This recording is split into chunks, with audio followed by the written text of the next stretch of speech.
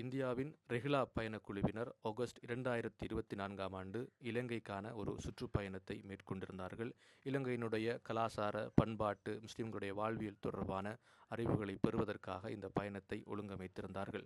கேரள கோழிக்கூட்டைச் சேர்ந்த எழுத்தாளரும் ஊடக பயிற்றுனருமான எம் நௌஷாத் அவர்களும், திருவனந்தபுரத்தைச் சேர்ந்த எழுத்தாளரும் கேரள முஸ்லிம்கள் தொடர்பாக நீண்ட காலமாக ஆய்வு செய்து வருவருமான அப்துல் மஜீத் நத்வி ஆகியோருக்கு இடையிலான இலங்கை தொடர்பான அனுபவ பகிர்வை இந்த காணொளியின் ஊடாக பார்வையாளர்களுக்கு നാങ്ങൾ തരുகின்றோം. നമ്മുടെ യാത്ര അവസാനിക്കാൻ പോവുകയാണല്ലോ. വളരെ മനോഹരമായ അനുഭവങ്ങളാണ് ഈ യാത്രയിലുടനീളം നമ്മൾ അനുഭവിച്ചതല്ലേ.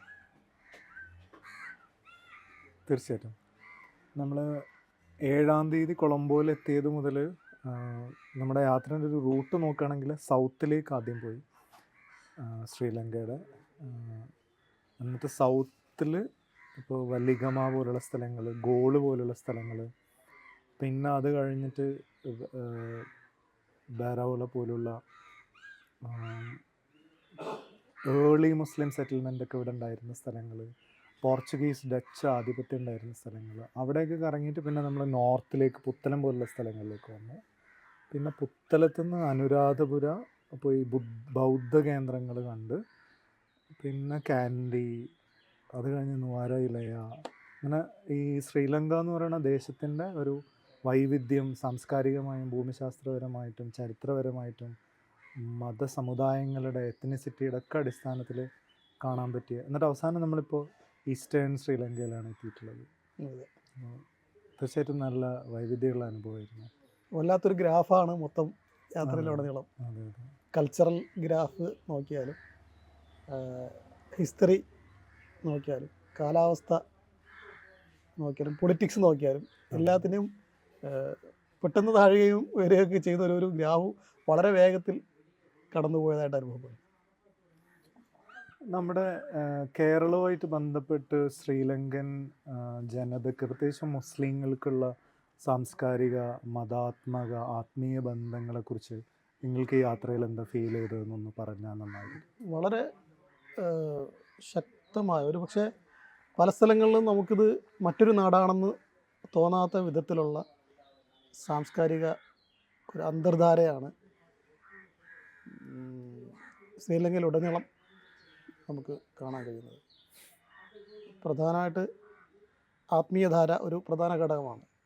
സൂഫി തരീക്കത്തുകളുടെ അതിശക്തമായ വേരുകൾ, അതിൽ തന്നെ ഖാദിരിയ തരീക്കത്തിൻ്റെ, കേരളത്തിലെ പല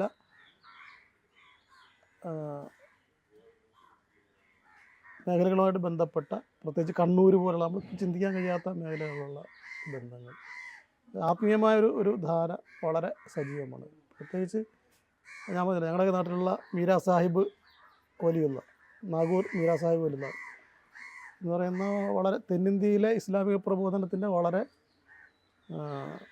അടിസ്ഥാനപരമായി റോൾ നിർവഹിച്ച ഒരു മഹാ വ്യക്തിത്വത്തിൻ്റെ പേരിലാണ് ഇവിടെയുള്ള പള്ളികൾ ഏറെയും.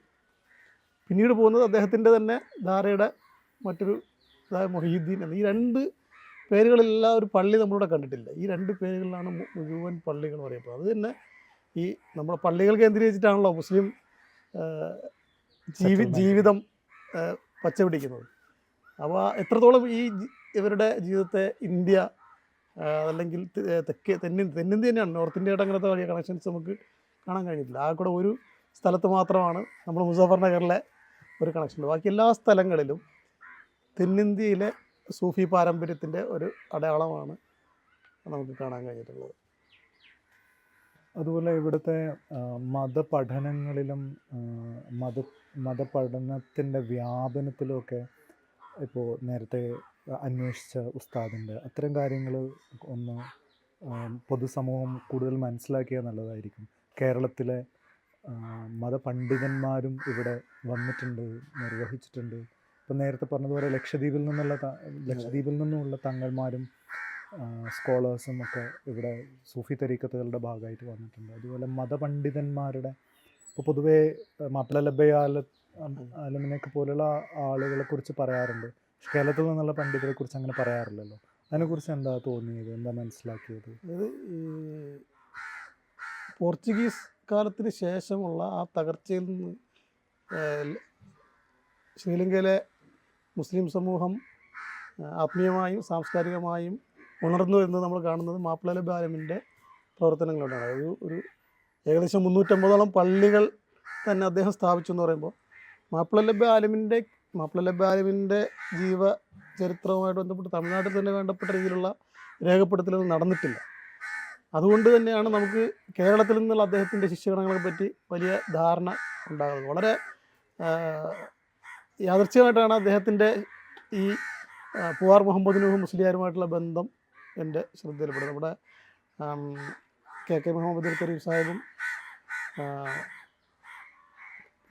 കേരള മുസ്ലിം ഡയറക്ടർ സാഹിത്യ പാരമ്പര്യ പുസ്തകമുണ്ടല്ലോ, അതെ അതിനകത്ത് ഒരു പേജ്, ഫുൾ പേജ് ഈ നമ്മുടെ പൂവാർ മുഹമ്മദ് നൂഹ് മുസ്ലിയാരെ പറ്റി പറയുന്നുണ്ട്. അതിനകത്ത് നിന്നാണ് മനസ്സിലായത് അദ്ദേഹം വക്ക അബ്ദുൽ ഖാദർ മൗലവിയുടെ ഉസ്താദായിരുന്നു എന്നുള്ളത്. അതിനകത്ത് വളരെ രസകരമായ കാര്യം, വക്ക അബ്ദുൽ ഖാദർ മൗലവിയെ കേരളത്തിൻ്റെ നവോത്ഥാന നായകനായിട്ട് പരിചയപ്പെടുത്തുമ്പോൾ അദ്ദേഹത്തിൻ്റെ അറബ് ബന്ധങ്ങളും മറ്റും കണക്ട് ചെയ്തിട്ടൊരു സലഫി ധാരയിലേക്ക് അദ്ദേഹത്തെ കൂട്ടിക്കിട്ടുന്നൊരു ചരിത്രമാണ് ഇന്ന് കേരളത്തിൽ നിലനിൽക്കുന്നത്. പക്ഷേ അദ്ദേഹത്തിൻ്റെ ആത്മീയ പാരമ്പര്യം പിന്നീടേക്ക് നോക്കാതെ ഉള്ളൊരു സംഗതിയാണതെന്ന് അപ്പോൾ മനസ്സിലായി. അപ്പോൾ മുതൽ വലിയൊരു ക്യൂരിയോസിറ്റി നമ്മുടെ മനസ്സിലുണ്ടായിരുന്നു. പിന്നീട് ഈ പൂവാർ മുഹമ്മദ് നൂഹ് മുസ്ലിയാർ മാപ്പിള ബാലമിൻ്റെ ശിഷ്യനാണ്. പൂവാർ മുഹമ്മദ് നൂഹ് മുസ്ലിയാർ ഇവിടെ മറ്റക്കളപ്പിൽ കാലങ്ങളോളം താമസിച്ചിരുന്നു എന്നുള്ളതും ഇവിടെ ദർസ് നടത്തിയിരുന്നു എന്നുള്ളതും വളരെ ഇൻട്രസ്റ്റിംഗ് ആയിട്ടുള്ളൊരു ചരിത്ര വായനയാണ്. എൻ്റെ ഒരു അടുത്ത സുഹൃത്ത്, അദ്ദേഹത്തിൻ്റെ പൂവാർ എന്ന് പറയുന്നത് നമ്മുടെ നാടിന് തൊട്ടടുത്താണ്. അദ്ദേഹത്തിൻ്റെ പിന്തലവരപ്പെട്ട ഒരു സുഹൃത്തുണ്ട്. ഈ വിഷയത്തിൽ ഒരു ഇൻട്രസ്റ്റ് ഇല്ല, പക്ഷേ അവർക്ക് വിവരങ്ങളൊന്നുമില്ല. അവർ വഴിയാണ് ഇവിടെ ഉണ്ടായിരുന്നുള്ള ആ വിവരം എനിക്ക് കിട്ടിയത്. അതിനു മുമ്പ് അദ്ദേഹം തമിഴ്നാട്ടിലും ഖാദിയായിട്ട് പ്രവർത്തിച്ചിട്ടുണ്ട്. ഈ തൂത്തുക്കുടി ഭാഗങ്ങളിൽ അവിടെ ഒരു സ്ഥലത്തുണ്ട്. അപ്പോൾ ചുരുക്കി പറഞ്ഞാൽ കേരളത്തിലെ ഈ നവോത്ഥാനം എന്ന് പറയുന്ന സംഗതിയുടെ റൂട്ടുകൾ പോലും നമുക്ക് ശ്രീലങ്കയിലേക്ക് കൂട്ടിക്കെട്ടാവുന്ന വിധം വളരെ ആഴത്തിലുള്ളതാണ് ഈ ബന്ധം മനസ്സിലാവും. അതുപോലെ വളരെ ഹൃദയസ്പർശിയായ ഒരു അനുഭവമായിരുന്നു കുഞ്ഞാലിമരക്കാരുടെ ഖബർ സന്ദർശിക്കാൻ പറ്റിയത്.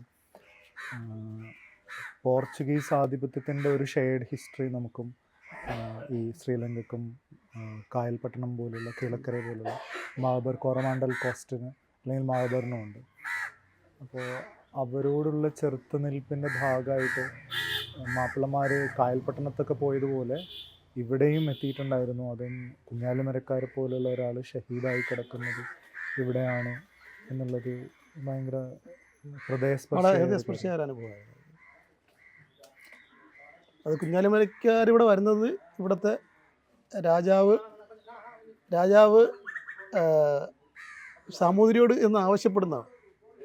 സാമൂതിരിയോട് പോയി ആവശ്യപ്പെട്ടിട്ടാണ് അദ്ദേഹം അവിടെ നിന്ന് കുഞ്ഞാലിമരക്കാരെയും ഒരു സൈന്യത്തെയും കൂടെ അയക്കുന്നത്. അത് തന്നെ വളരെ ആ ഒരു ബന്ധം നിലനിന്നിരുന്നുള്ളതും ഒരു പോർച്ചുഗീസ് വിരുദ്ധ പോരാട്ടത്തിൻ്റെ ഒരു കറകളഞ്ഞ പാരമ്പര്യമുള്ള ഒരു പോരാളികളുടെ കേന്ദ്രമാണ് മലബാർ എന്നൊരു ധാരണ പരിസരങ്ങളിൽ ഉണ്ടായിരുന്നു എന്നുള്ളതും അത് വ്യക്തമാക്കുന്നുണ്ട്. അതുപോലെ വളരെ ഇൻട്രസ്റ്റിംഗ് ആയിട്ടുള്ളൊരു കാര്യമാണ് നമ്മളുടെ മലബാറിൽ നിന്നൊക്കെയുള്ള പ്രവാസത്തിൻ്റെ ഒരു ചരിത്രം തുടങ്ങുന്നത് കൊളംബിലേക്കുള്ള യാത്രകളിലാണല്ലോ. അപ്പോൾ ഉമ്പച്ചി ഹാജിയെ പോലുള്ള ആളുകൾ, അതുപോലെ ആയിഷ റൌഫിനെ പോലെയുള്ള ഡെപ്യൂട്ടി മേയർ ആവുന്ന ഒരു തലശ്ശേരിക്കാരി സ്ത്രീ. അപ്പോൾ ഇങ്ങനെയൊക്കെയുള്ള മേഖലകളെക്കുറിച്ച് നമ്മൾ കൂടുതൽ സംസാരിക്കുകയും രേഖപ്പെടുത്തുകയും ഒക്കെ ചെയ്യേണ്ടതില്ലേ? തീർച്ചയായിട്ടും രേഖപ്പെടുത്തപ്പെടേണ്ട ഒരു ചരിത്രമാണ്. ഈ 21 വളരെ ശക്തമായൊരു വേട്ടയാടലിന് ശേഷമാണല്ലോ ഈ പ്രവാസത്തിൻ്റെ ചരിത്രം ആരംഭിക്കുന്നത്. അതിൻ്റെ തുടക്കം ഇങ്ങോട്ടായിരുന്നു എന്നുള്ളതാണ് മനസ്സിലാകുന്നത്. അപ്പം മലബാറിൽ നിന്ന് അതുപോലെ തന്നെ തെക്കൻ കേരളത്തിൽ നിന്നും എൻ്റെയൊക്കെ വല്യമ്മയുടെയൊക്കെ കാലത്തെ ആൾക്കാർ കൊഴുമ്പിലേക്ക് പോയ ഭയങ്കര സമ്പന്നരായ ആൾക്കാരെ പറയുമ്പോൾ കൊഴുമ്പിൽ പോയെന്നാണ് പറയാം, മനസ്സിലായില്ലേ? അങ്ങനത്തെ കഥകൾ ധാരാളമായിട്ട് പറഞ്ഞിട്ടുണ്ട്. അത് രേഖപ്പെടുത്തപ്പെടാത്ത മലയാളികളുടെ ഒരു പ്രവാസ ചരിത്രമാണ്. തീർച്ചയായിട്ടും അത് ഒരുപക്ഷെ നമ്മൾ പല കാരണങ്ങളാൽ അണ്ടർ എസ്റ്റിമേറ്റ് ചെയ്ത ഒരു ചരിത്രത്തിൻ്റെ ഒരു മഹാസഞ്ചയമാണ് ശ്രീലങ്കയ്ക്കകത്തുള്ളത്. അത് കൂടുതൽ എക്സ്പ്ലോർ ചെയ്യപ്പെടേണ്ടതുണ്ട്. നമ്മുടെ ഭക്ഷണമായിട്ട് പ്രത്യേകിച്ചും ഈസ്റ്റേൺ ശ്രീലങ്കയിലുള്ള നമ്മൾ കഴിച്ചുകൊണ്ടിരുന്ന ഭക്ഷണത്തിന് നാട്ടിലെ കേരളത്തിലെ മലബാറിലെ പ്രത്യേകിച്ചും തിരുവനന്തപുരത്ത് എനിക്ക് കൂടുതൽ അറിയില്ല. ഭക്ഷണമായിട്ടുള്ള രുചിയുടെ സാദൃശ്യം ശരിക്കും ഭയങ്കര കൗതുകം ഉണ്ടാക്കുന്നതും അത്ഭുതപ്പെടുത്തുന്നതും ആണ്.